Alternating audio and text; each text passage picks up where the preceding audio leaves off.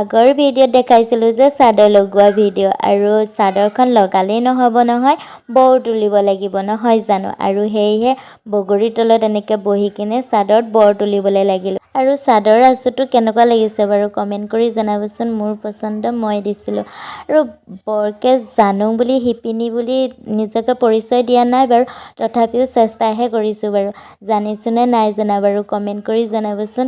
আৰু তাৰপিছতে আকৌ নবৈ চাহ খাবলৈ বুলি মাতিলে, যিহেতু সিহঁতৰ ভঁৰালৰ খুটা উঠিছে আৰু সেয়েহে প্ৰথম খুটা পুতিলে বোলে মিঠা খুৱাব লাগে। আৰু মিঠাই সৈতে চাহ খাই বৈ গোটৰ মিটিঙলৈ বুলি আহিলোঁ। যিহেতু গোটত ময়ো আছোঁ আৰু সেয়েহে গোটৰ মিটিঙলৈ বুলি আহিলোঁ।